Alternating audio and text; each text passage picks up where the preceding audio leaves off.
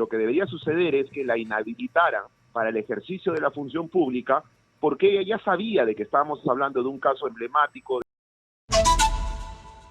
Estamos enlazados ahora vía Zoom con Estefano Miranda, él es abogado, y queríamos conversar con él sobre la situación que se generó alrededor de la decisión de la fiscal que resolvió liberar a dos de los cómplices del maldito Cris. Uno de ellos ya está confirmado, se encuentra en Chile, y el otro está hasta ahora no ha habido. Estefano, gracias por atendernos. Muy buenos días. Y buenos días, Nicolás. ¿Cómo estás? ¿Cuál es tu opinión sobre toda esta situación? Porque tengo en la mano, lamentablemente llegó cuando yo había empezado el programa, un informe de todo lo que la policía le ha entregado a la fiscal Patricia Benavides para sustentar que en realidad la fiscal pudo actuar de una manera distinta a la que actuó en relación a la liberación de estos dos presuntos delincuentes. Considero que ese informe tiene medios probatorios que van a demostrar que la fiscal que estuvo a cargo no fue la persona profesional e idónea que el Ministerio Público eligió. ¿Por qué? Porque los actuados y las diligencias, Nicolás, se han hecho desde el inicio con Fiscalía, y Fiscalía es quien participa en todas las diligencias, a pesar de las comunicaciones de insistencia para que ella pueda acudir a los despachos de la policía y poder realizar las diligencias oportunamente, pues tenemos estos resultados. Ahora, no necesariamente la Fiscalía necesitaba el informe, Nicolás. Lo único que necesitaba Fiscalía eran las declaraciones, todos los actuados que se han hecho. Y esos actuados han sido remitidos de manera oportuna a su despacho. Sino que una decisión que realmente hoy nos lleva a la reflexión de que es necesario revisar el Código Procesal Penal, porque si ha tenido pues ese objetivo de regular las conductas atípicas e ilícitas de los delincuentes, o les da más derechos a los delincuentes, y hoy pues la impunidad es la que se nos genera, porque nuestros ciudadanos lo que exigen es justicia, es que la policía atrape a estos delincuentes y que estos delincuentes cumplan una condena para que pues no puedan seguir actuando, ¿no?, de esa manera tan ilícita, Nicolás. Claro, porque lo que sorprende de este informe, que es 76 páginas tiene de documentos, donde lo que hace la Policía de Investigación Criminal es un reporte pormenorizado de todo lo que fueron haciendo, y es impresionante, Estefano, lo que hacen, ¿eh? O sea, cómo desde leerles sus derechos y decirles sospechosos de qué son, hasta todo lo que se ha hecho, es decir, las pericias de absorción atómica, la búsqueda de antecedentes, la revisión de sus historiales, es decir, se han hecho una serie de diligencias, pero como tú dices, de todas ellas tenía conocimiento el Ministerio Público. Entonces, eso es lo que no se entiende, si sabían de qué se estaba hablando, es decir, que tenían... que habían realizado disparos por la prueba de absorción atómica, que el arma que les incautan había sido utilizada, que tenían antecedentes. Es decir, todo eso lo sabía la Fiscalía. Entonces, ¿cómo se explica que diga, me lo entregaron 50 minutos después, entonces se van?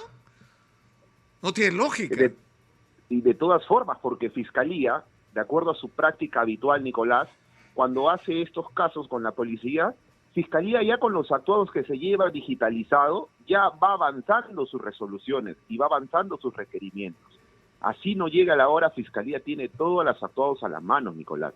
Entonces, esa justificación errada de la fiscal, hoy pues ha tenido que ser asumida como una destitución que yo considero que es lo más tranquilo, porque lo que debería suceder es que la inhabilitaran para el ejercicio de la función pública, porque ella ya sabía de que estábamos hablando de un caso emblemático de delincuentes que habían disparado al personal policial, que tenemos a personal policial en UCI, se han demorado la policía en ubicar a este delincuente que había asesinado al sereno, ¿cierto?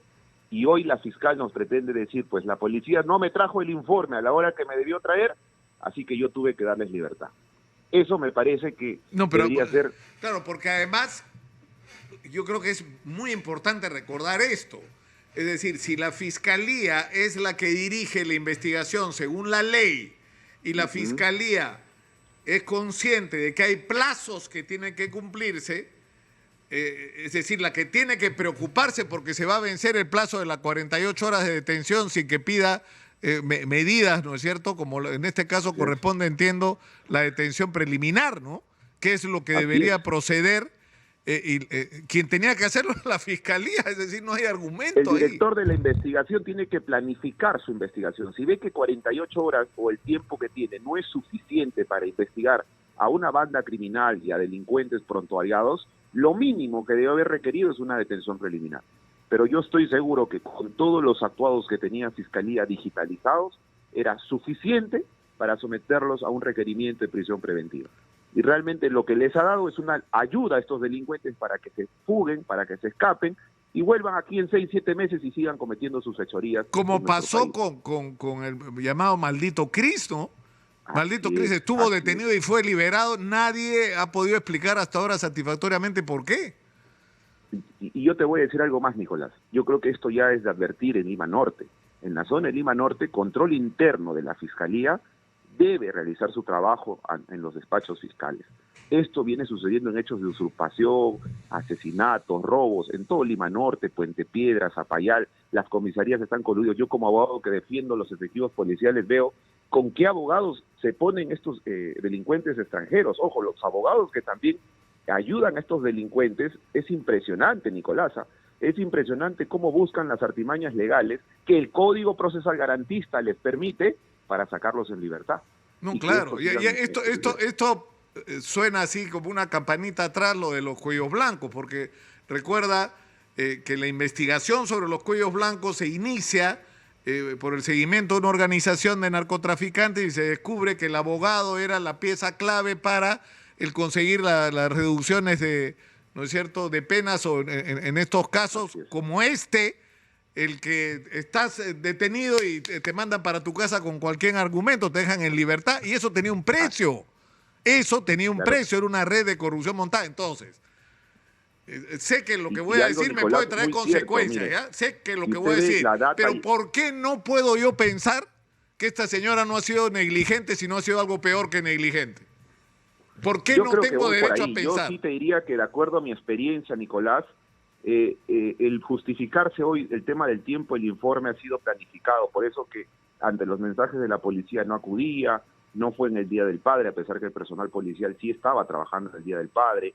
Entonces yo creo que aquí es fácil de demostrar la conducta de funcional de la fiscal que está a cargo de este caso, pero sobre todo yo creo que existe un delito en el cual deberíamos aperturar la investigación penal. Yo creo que debemos dejar un precedente claro de que estos hechos de corrupción no se pueden permitir y tolerar. Claro, porque la pregunta plantea en términos genéricos es esta. ¿Frente a qué estamos? Porque el caso del Maldito Cris, ha habido 2 incidentes en que se ha liberado irregularmente. Primero al Maldito Cris y ahora a sus 2 cómplices, ¿no?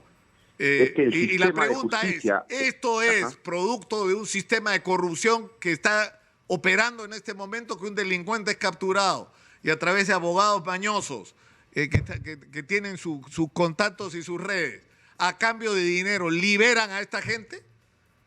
Lo estoy planteando sí, Nicolás, como pregunta absolutamente legítima. Porque si no son unos... Sí, si obtenemos la estadística, los extranjeros violentos, prontuariados, están instalados en Lima Norte, San Martín, Los Olivos, Puente Piedra, Zapallar. Tenemos no solamente fiscalía, tenemos a policía. Por ejemplo, la comisaría de Zapallar, Nicolás, es una situación vergonzosa que está sucediendo con los terrenos en Lima Norte, los abogados con el tema de crimen organizado, delincuentes que encuentran con arma y la artimaña de no haberlo colocado dentro de su cuerpo, se hace un acta de hallazgo, motivo por el cual no se le puede imputar tenencia ilegal, porque lo tiró en el momento que el policía llegó, ¿cierto? Tú basta que digas que el arma no me lo encontraste a mí, yo te saco en libertad. Entonces, el sistema, por eso los vuelvo a repetir, y la ley nos permite, el ex post normativo, Nicolás, nos permite que después de 3 años de promulgada y ejecutoriada una ley, podemos revisarla, y es hora de revisar ese Código Procesal Penal. Si ha cumplido la función de darle mucho poder a la Fiscalía y con eso se ha obtenido, ¿cierto?, la lucha frontal contra la delincuencia, o lo que estamos obteniendo es que existe un binomio imperfecto entre la policía y Fiscalía y no estamos avanzando en el tema de la seguridad. Esto realmente es muy preocupante. Y es por eso que invito a nuestras autoridades a armar un equipo multidisciplinario para poder realizar Una la revisión por del Código supuesto. Procesal Penal. Porque lo que Es está, hora de hacerlo. es decir, nos ha pasado tantas veces que nos enteramos de un caso, se agarran a balazos un delincuente con la policía, delincuente abatido, delincuente detenido. Oiga, pero ese delincuente ya reportamos sobre él hace 8 meses. Por un incidente similar, ese señor debería estar preso. ¿Por qué no está preso? Y nunca hemos tenido una respuesta satisfactoria, Estefano. Es que Nunca. somos muy garantistas para los delincuentes, pero para los ciudadanos que quieren ir a buscar sus derechos a las comisarías, a las fiscalías, no conseguimos eso. Y eso es por eso que nos lleva a la reflexión de que debemos revisar este Código Procesal Penal, que es demasiado garantista para los delincuentes y menos protector para los ciudadanos. Creo que esta norma se ha hecho para proteger a cuellos blancos y no a los ciudadanos normal. Y eso nos ha salido ya del problema, ¿no? Sí, y con respecto a este prófugo, para hablar de un asunto práctico, el general Arreola ha dicho que no hay orden de captura contra él todavía, es decir, así es. Pero inmediatamente que se supo la información de que, o sea, porque la fiscalía puede decir, ya, se vencieron los plazos, lo libero, porque si no sería una detención ilegal, inconstitucional y no sé qué, pero tiene un legajo de este tamaño con toda la información que implica gravemente a esta gente, entonces en ese momento solicita la detención preliminar de estas personas y se ordena la orden de captura. Se da la orden de captura, perdón. Nicolás, mira, cuando se acaba la hora, basta que Fiscalía le comunique al juzgado y el juzgado, así pasen las 48 horas, sigue teniendo hasta 2, 3 días. Y eso pasa en crimen organizado y no han podido demandar por habeas corpus al juez. ¿Por qué? Porque una vez comunicada oficialmente la detención y que vas a pedir un requerimiento de prisión preventiva, el juez te puede notificar a los 2 días y para eso ya pasaron 72 horas. Entonces no le busquemos una excusa al formalismo que no quisiste hacer. Y eso es lo que Fiscalía nos ha demostrado.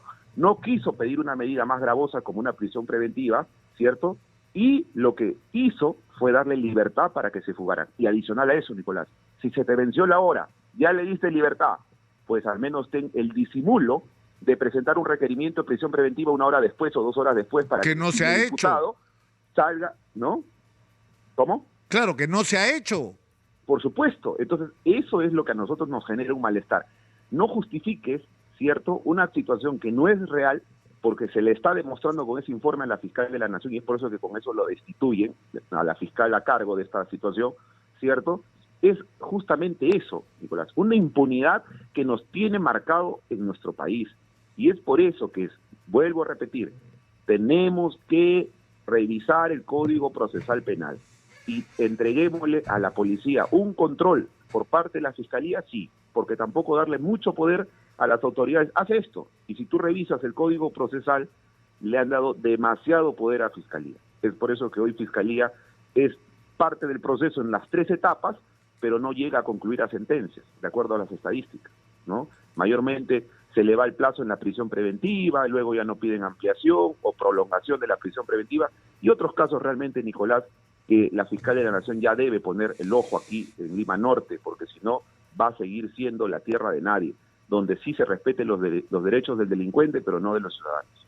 Ahora, el problema es que la fiscal María del Socorro Abad, entiendo, ha sido reasignada, o sea, la han sacado de la Fiscalía del Norte y ha sido reasignada a otra fiscalía, que es la Fiscalía Especializada en Violencia contra la Mujer y los integrantes del grupo familiar de Condevilla.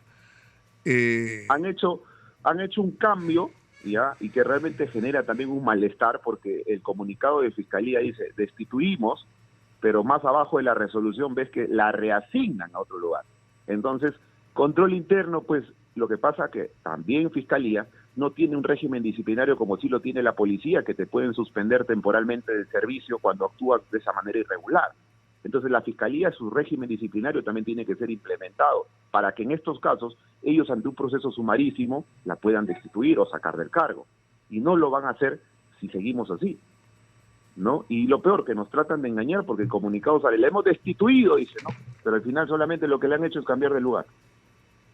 Claro, tú sabes que en un momento el primer ministro chino, para hablar sobre el éxito lo que había que hacer en cada país para tener éxito, aparte de decir que había que invertir todo lo que tuvieras en educación, eran muy severos en el tema de la corrupción, que yo creo que se puede extender a todos los delitos. Y lo que decían es que en China, si un funcionario es descubierto robando, lo fusilan, pero también fusilan al funcionario judicial que no hace su trabajo, que no mete en la cárcel a ese en el momento que corresponde y hace lo adecuado. Entonces, yo creo que hay que ser, es decir, hay que ser muy severos con esto. O sea, estamos en guerra contra la delincuencia y si todos los actores, sobre todo aquellos que tienen en sus manos la capacidad de tomar decisiones en esta guerra contra la delincuencia, o no están a la altura o son sospechosos de no haber actuado por el móvil que fuera de la manera que correspondía, no tienen nada que hacer. Tienen que estar fuera. Y no solo fuera, deben estar presos porque son ellos los responsables de que existan crímenes posteriores. Y realmente eso debemos, por eso nosotros tener, y el Congreso en este momento debería actuar, Nicolás, y llamar a un equipo multidisciplinario para revisar este código procesal que les da más garantías a los delincuentes que a los ciudadanos.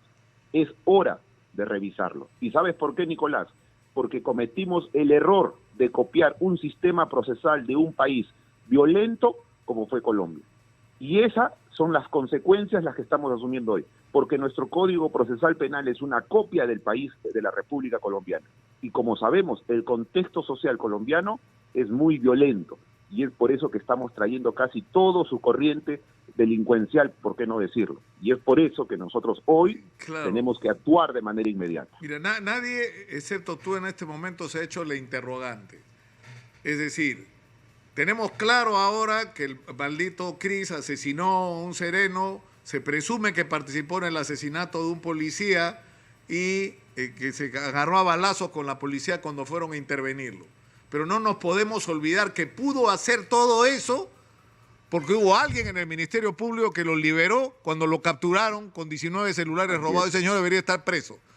Entonces, ¿cuál es la responsabilidad de ese miembro del Ministerio Público en la comisión de los delitos posteriores de esta persona, la que no debió liberar y liberó? Tiene que asumir una responsabilidad, tiene que ser parte del proceso. Si vamos a actuar con firmeza, ¿no? Para dejar claramente establecido cuáles son los parámetros, ¿no? Y no solamente ello, Nicolás, si bien es cierto, los derechos del imputado están reconocidos por la Convención Interamericana de Derechos Humanos y también con ello al abogado, yo creo que dentro de este sistema corrupto que estamos viendo del Código Procesal, también intervienen los abogados defensores. Entonces, yo creo que en la reforma que realicemos, si bien es cierto, no abusemos en poner trabas en los derechos de las personas, pero es necesario revisar si necesitamos avanzar en la lucha frontal contra la delincuencia. Caso contrario, vamos a seguir deteriorando y vamos a tener un país delincuencial con un contexto violento y sobre todo tenemos prácticamente una invasión de conductas delincuenciales extranjeras y que tenemos que frenarla. Es por eso que invito a los congresistas de la República a ponerse la camiseta del Perú y realmente realizar una revisión a este Código Procesal, pero que sobre todo sea el mecanismo idóneo para la lucha frontal contra la delincuencia. Y no favorecer con estas garantías a los delincuentes, porque Fiscalía, Nicolás, se va a excusar siempre, va a decir, yo cumplo la ley, y la ley me dijo que yo no lo puedo detener después de las 48 horas, y así que el cargo que lleve el informe de la policía es posterior, así que no es mi responsabilidad. Eso siempre va a suceder en Fiscalía. Entonces, eso tenemos que cambiar. Estefano, te agradezco mucho por esta conversación. De igual forma, Nicolás. Y ojalá te escuchen. Estefano Miranda, abogado, ha estado con nosotros en la línea. Muchas gracias.